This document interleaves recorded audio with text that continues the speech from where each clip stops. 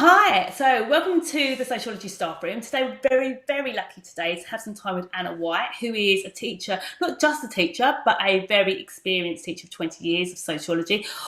Head of faculty, I believe, of social sciences. We're going to talk today about the year 12s for the next coming weeks we've got ahead of us, and we're just going to have a discussion. And I said, Anna, thank you for joining us today. You're welcome. Oh, so I'm so pleased. First thing I want to just say is obviously we've got lots of ideas and views on how to approach the year 12s. And obviously we're just going to have a discussion about this, but this is just obviously your views, and I'm sure there's a wealth of other ideas. We're just going to throw some ideas about. So first of all, Anna, how do you feel about going back after the 6 weeks we've had off rejuvenating ourselves? I'm ready for the challenge. It's always nice to get a new cohort of students. Year 12s. We've got them coming in. When do yours start coming in? Is it this week or next week? On Monday. Yeah, Monday. From Monday. So out of interest, and this sort of thing I want to have a little bit of discussion about is how are you personally approaching the first week or the first couple of lessons with the year 12s that you've got? I have to do a kind of induction, which is about a week long, maybe kind of just over a week long, with a booklet. And the kind of aim of that induction week is to really it's introducing them to some of the kind of basic concepts and ideas that they need for the course. But I also have kind of woven into that some kind of contemporary issues to try so that they can see the kind of practical application of sociology at the same time from the outset. Okay, so that's interesting. You've got a week of induction where you're doing some sort of contemporary stuff and then you do some introductions to key concepts. So with that introduction, do you go then straight into your I don't know, your topics as such? Is that what you do after that week induction, or do you spend more time doing Yeah, some different well, types? I'll go into topics after that week induction. So we start with the family. Yeah, so I find they understand the theory better if they can hang it onto a topic. So I find that it can be a bit intangible and overwhelming to try and do all of that in the first few weeks. And I feel like they grasp it better if they can then see the application of it to something. So my induction is more about really understanding in a kind of tangible, practical way what sociology is and what sociologists do and things like that. And then when we get into the topics, it's more of the kind of specification type content, I think. And then hook your theory into that. So going Yeah. back to the sort of the induction period, what ideas, what things do you sort of do? Imagine it's lesson one. I'm sure there's lots of us, including myself, we're trying to think of some ideas for refreshing our, I don't know, toolbox of sociology. Yeah, so I normally start off with a kind of quiz about like what they know about their society, where I've woven in a kind of true false with like different statistics about different aspects of social life. So not some of the topics that we're going to do, like there's something on it, GCSE pass rates, and but then there's also things about gender pay, just a whole range of things to try and hook that different students' interest, and also just firstly to kind of just test their awareness and their knowledge of current affairs generally to kind of just get an idea of their starting points, but also just to start unpacking some of those things. So then when we go through it, we discuss explanations like, why do you think there is a gender pay gap? And then we might start to gently introduce some ideas to do with feminism. So I'm kind of putting the ideas out there, but without labeling it all in kind of theoretical terms. So that kind of first lesson, I would start off with that. And then that would kind of lead us into also understanding what sociologists do in terms of we've got the evidence that comes from them doing research, like how do we get statistics, like how do we actually get data? And then the next bit of what sociologists do is try to explain it. So why do you think these happen? Yes, so sort of slowly introducing it rather than sort of overwhelming the students to begin with. And I know there's sort of a wealth of different ideas out there, what people do and don't do. But it's interesting to see what sort of that looks like. Just out of interest, do a lot of your students come in from GCSE sociology, or your intake first? This is the first time they come across sociology at year 12. First time they've done it. We don't offer it in my school, and occasionally we might get a student from another school who has done it, but it might be like one in a class probably. So yeah, So it's that's very much their very first starting point kind of thing.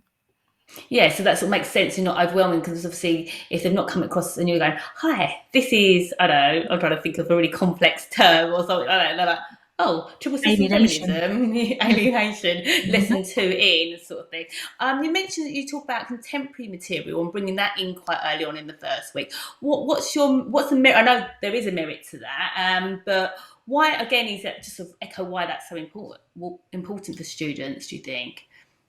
Yeah, so it's kind of to get them thinking about how sociologists might research the social world, how they might explain the social world, and also to also start thinking about their the application skills. So um and also to just make them see the importance of keeping abreast of what's in the news and that that's going to be important to them and things. So we kind of we picked a contemporary issue, like one to do with gender, one to do with ethnicity, one to do with social class. So we're bringing in those concepts, but also showing them, like, how they're relevant, how they might know about some of this already, and then, what is it about these issues that sociologists might be interested in. So it's all part of getting that, a core understanding of what sociology is and what they're going to be required to do on the course, I think, in a kind of implicit way rather than a very explicit way.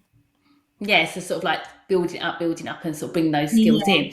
So I spoke about, and you might have listened to podcasts I did with Kate Flatley, and we talked about mainly about assessment and how to do that. And I was thinking about the year 12, and I think it's something I've been pondering, not only sort of how long to do an induction and whether to sort of weave it in like you've mentioned, or whether to spend longer on theory.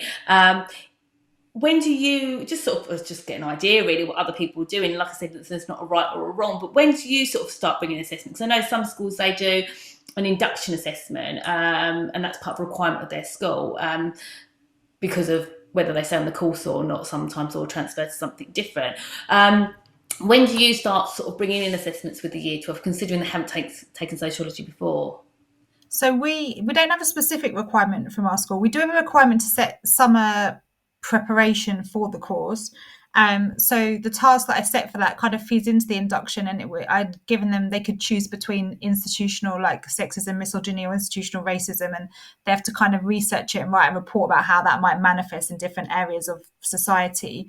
And then that kind of feeds in. So that's a kind of their first diagnostic piece of writing. And then at the end of the induction week, we would do two assessments. So one would be like more of a recap kind of test of understanding things like norms, values, socialization, concepts, and that they can use them accurately.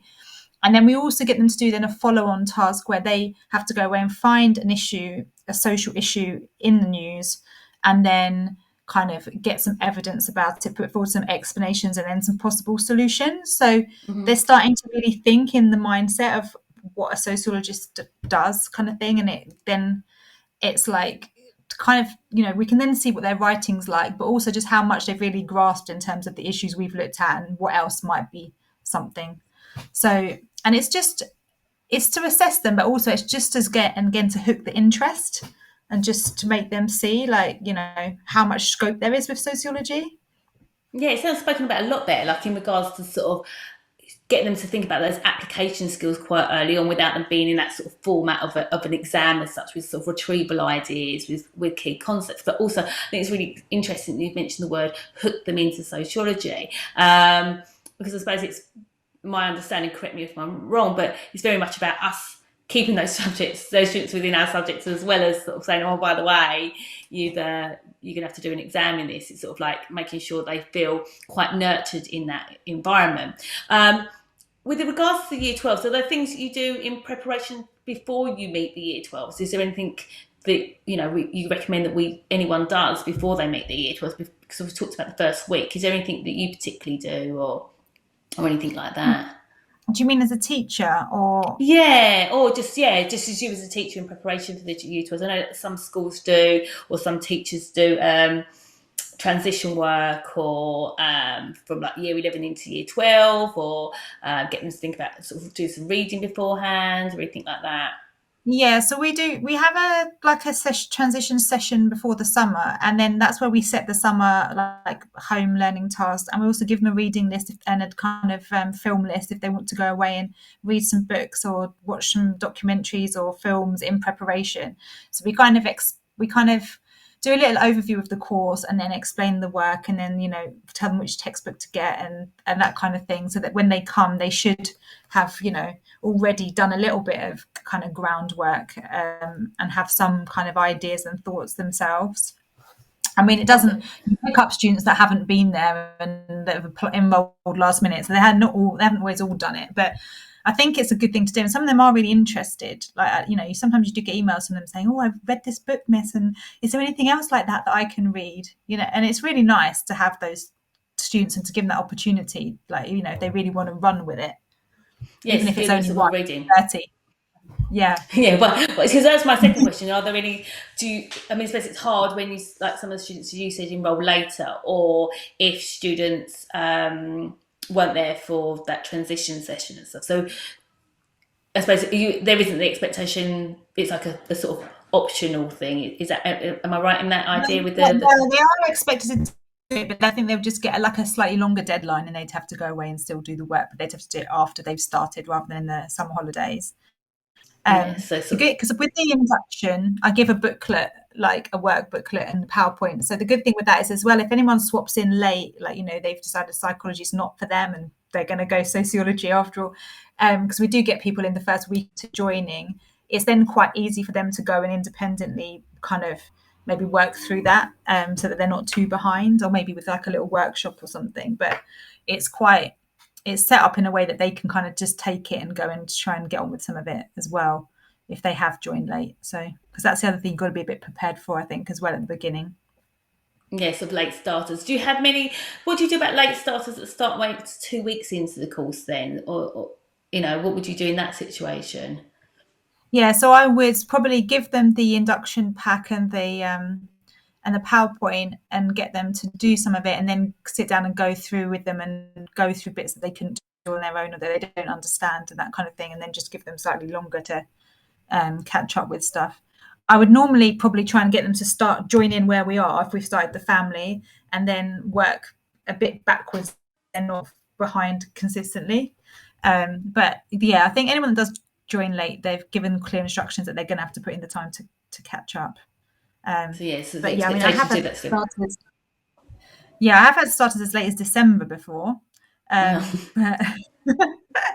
yeah, and I mean, it is doable, but they do have to use their holidays and things quite a lot of time in their holidays to make sure they're covering stuff. So yeah, getting them sort of to start where you are, and then the extra stuff to sort of do in their own time. Yeah. So thinking about that, I know you mentioned you start off with families. So sort of your sort of approach with the year 12, sort of with some of us are going to be seeing ours maybe this week or next week, and sort of do that induction for a week, go into the family unit. What sequence for the first year do you do? So like, just out of interest, just get an idea of what roughly you're doing in your year, just sort of way of comparison, really. Yeah, so we'll do the family to mid-November, and then we'll do research methods, without the in context bit, just the core research method stuff, to kind of mid-January. Then we do education, and then we do methods in context when we've done education. And then that takes us up until kind of May half term. And they'll have in the June, they'll have an end of year mock. So we'll do full paper 1 then, because they're prepared then for that.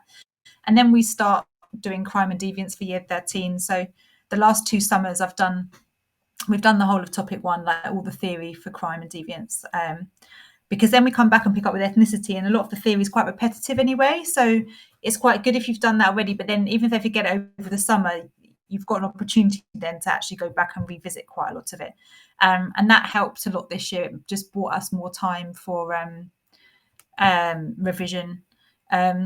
We did have a little bit of extra time as well as doing crime topic 1. So we have diversity weeks at our school in June. So we did manage to spend like a week, and they did some kind of research presentations for that as well, as just an extra thing. So we still, as well as doing topic 1, we still have a little bit of flexibility in the summer to maybe build in some other kind of little project or presentation task to take them a bit off spec, and just broaden their understanding of other topics that we might not be covering, which I think is important as well. Yeah, keeping sociology really alive. Yeah, exactly. And also if they're thinking about doing it at uni as well, giving them just a bit of a feel for what else there is outside of the specification. So we try to build something like that into the summer as well, if we can. So it's interesting, isn't it? Because there's so many different ways. I think there's something to sort of mention to new teachers that are coming into sociology. There are lots of different ways to approach the scheme of work, and it's interesting that you said you've been a week on the induction, then go into family, then go into methods, then into education, then methods in context because they've done the education, and then go into crime, which sort of buys you time in year 13 to do some revision. So there's lots of different ways. It's quite interesting that there's different ways to do that sequence, and I think it's sort of mentioning that don't be afraid to sort of do what works for you and your students. And obviously there might be something you think, oh well, Anna's doing it like this, but then I've looked on, I don't know, Facebook, and some other teachers are doing it a different way. I think it's really important to know your students. So obviously we're sort of thinking about this next couple of weeks. Any sort of words of wisdom, considering you've been teaching now for 20 years, 20 trying to sort of, years, yeah. I know, it's like scary. Saying it out loud is quite scary. It's like 20 years. That means I've Yeah. been an adult for 20 years. So are there any words of wisdom? Because this is not your first rodeo in regards to sort of, teaching. Like you've done it.